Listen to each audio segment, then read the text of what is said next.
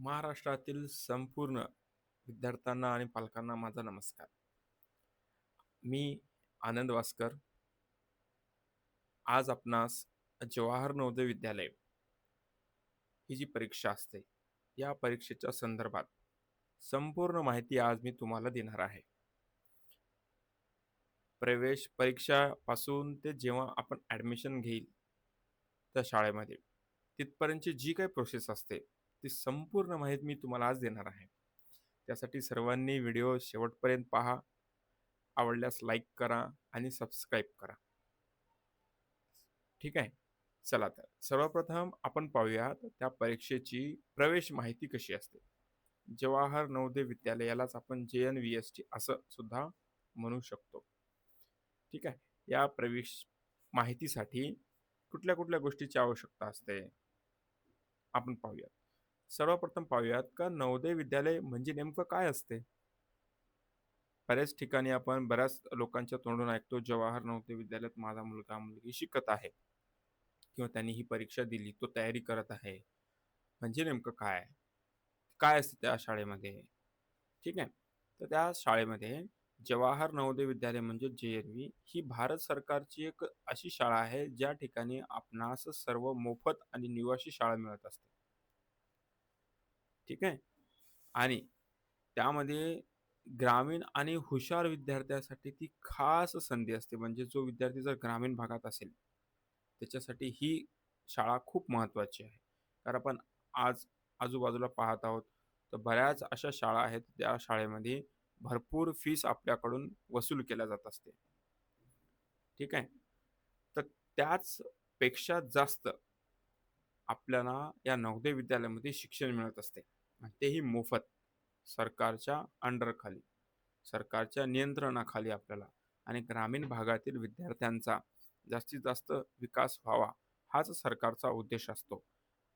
ठीक आहे. आणि त्या शाळेमध्ये आणि जो सिलेबस शिकवला जात असतो, तो दिल्ली बोर्ड म्हणजे CBSE आधारावर जो शिक्षण तिथे दिल्या जात असते. म्हणजे उच्च शिक्षण तिथं हा आपल्याला मिळत असते. म्हणजे तिथे येणारे जो काही शिक्षक असतील, तो वेगवेगळ्या राज्यातले असतात, काही आपल्या राज्यातले असतात. म्हणजे त्यांचं शिक्षण भरपूर झालेलं असते आणि तिथं शिकवणारे शिक्षक हे त्या लेव्हलला शिकवतात का विद्यार्थी उच्च स्तरावर गेला पाहिजे. आपल्या इकडं आपण पाहतो आपल्या शाळेमध्ये सर्व प्रकारचे विद्यार्थी असतात. अति हुशार असतात, मीडियम असतात आणि खूप लो असतात. तर शिकवताना शिक्षकांना थोडी अडचण जात असते, की कुठल्या विद्यार्थ्याच्या प्रमाणे शिकवायला पाहिजे. ठीक आहे.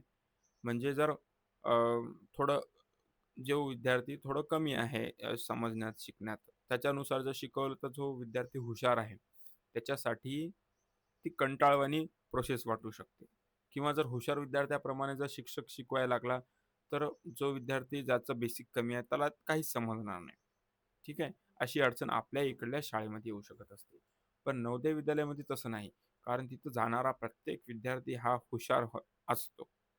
त्यामुळे तिथे शिकवताना सुद्धा शिक्षकाला कुठली अडचण येत नाही. म्हणजे त्याने शिकवताना जो लेव्हल असतो त्याचा हायच असतो. ठीक आहे. आणि त्याच ठिकाणी विद्यार्थ्याची प्रगती ही झपाट्याने आणि लवकर होत असते. म्हणून नवोदय विद्यालय ही शाळा सरकारने काढलेली आहे. ठीक आहे. त्यानंतर आता नवोदय विद्यालयाचा प्रवेश कधी आणि कुणासाठी असतो? तो पण महत्त्वाचा आहे. तर सर्वात प्रथम सांगतो, नवोदय प्रवेश हा कधी असतो? तर जो विद्यार्थी 5वीत शिकत असतो आणि कितवीच्या वर्गासाठी असतो? तर तो 6वीच्या वर्गासाठी असतो. याचा अर्थ तो विद्यार्थी सध्या 5वीत शिकत असावा, अशी ती अट आहे. म्हणजे तुम्ही जर आता 5वीत असाल, तर तुम्हाला ती परीक्षा देता येते.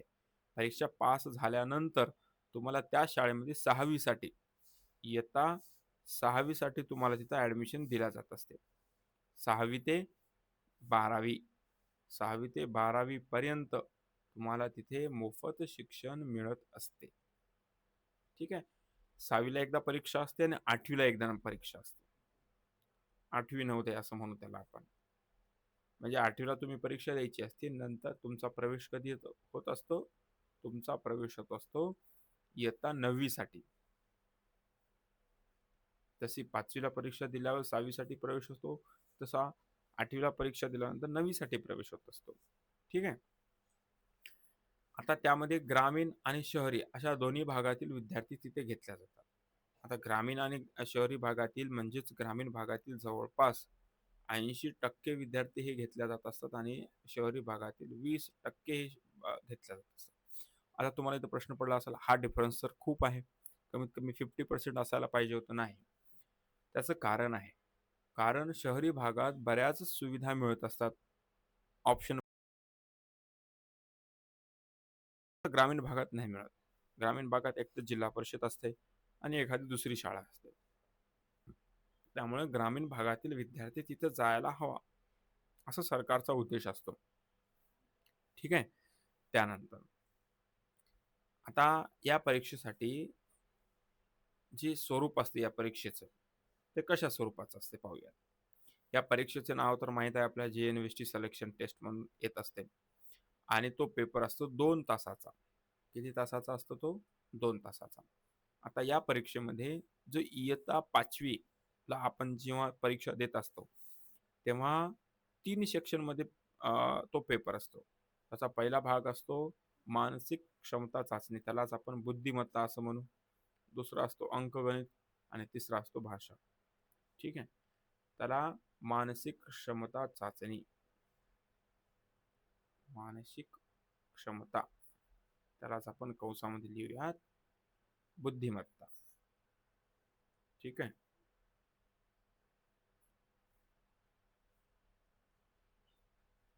त्यानंतर अंकगणित. आता गणित आणि अंकगणित मध्ये काय फरक असते?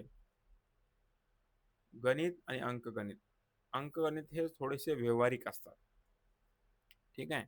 आणि भाषा, आता या भाषेलाच आपण उतारा असं म्हणू, कारण नवोदयमध्ये उतारे हे विचारले जात असतात. ठीक आहे. तर पाहूयात. मानसिक क्षमता म्हणजे बुद्धिमत्तेसाठी प्रश्न किती असतात आणि त्याचे मार्क किती असतात ते पाहूया. प्रश्न असतात 40. ठीक आहे.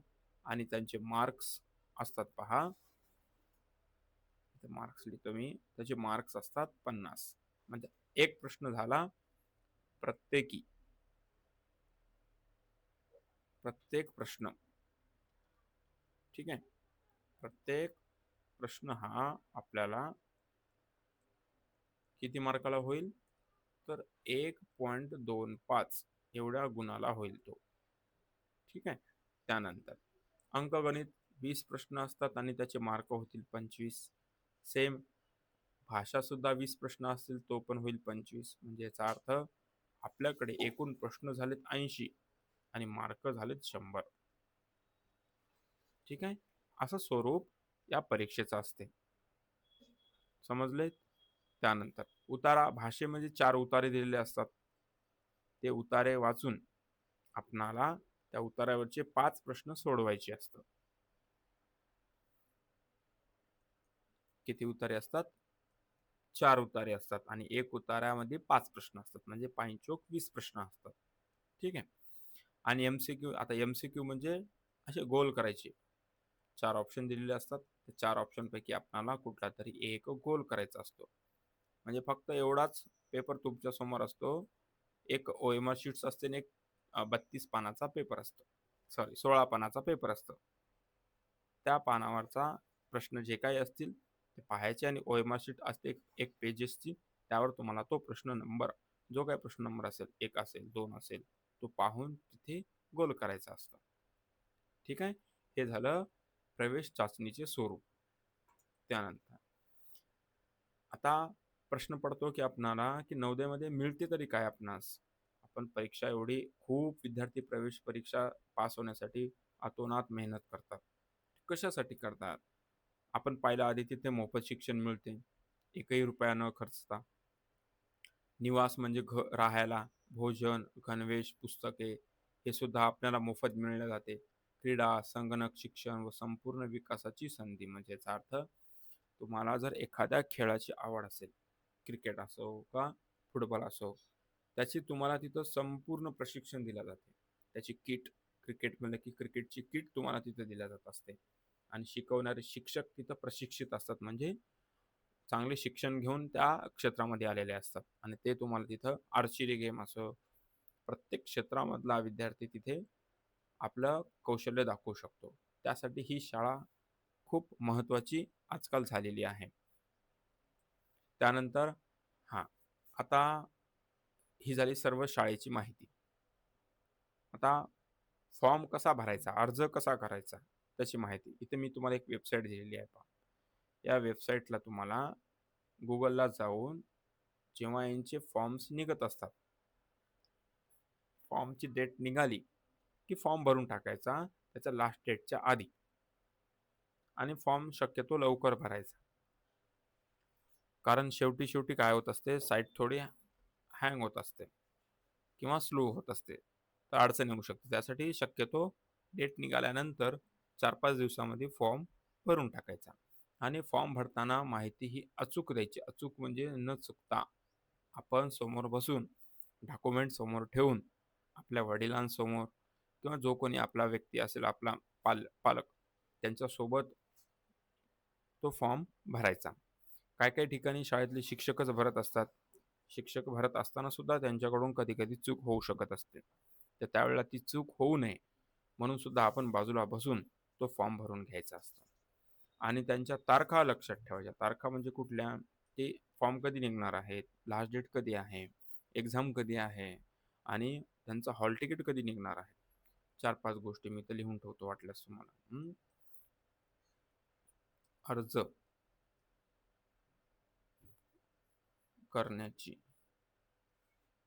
तारीख. ठीक आहे. पुन्हा अर्ज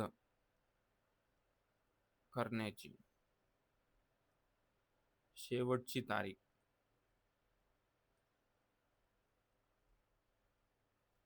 त्यानंतर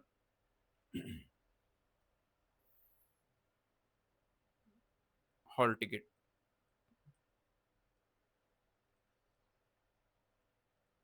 हॉल तिकीट तारीख आणि त्यानंतर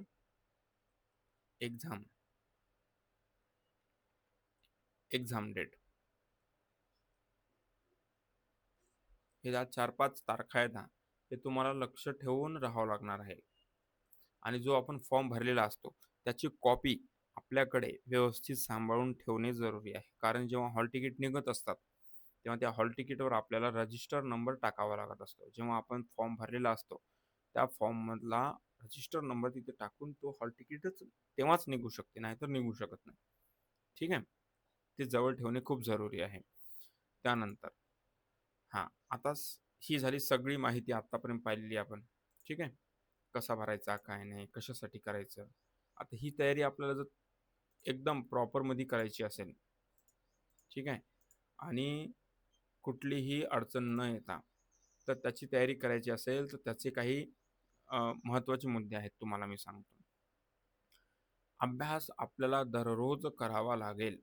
म्हणजे सराव आपला दररोज असला पाहिजे. आज केला, 2 दिवस केला नाही, मग केला, असं नाही जमणार. नियमित रोज करायला हवा. त्यानंतर जास्तीत जास्त मागच्या प्रश्नपत्रिका सोडवायला पाहिजेत. ठीक आहे.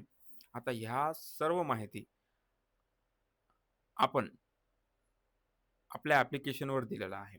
तुम्ही जर आपल्या Google Play Storeवर गेलात, तुमच्या मोबाईलमध्ये जर तुम्ही Play Store उघडला, तर त्या Play Storeवर एक्सलंट आनंद सर हे नाव टाकायचं.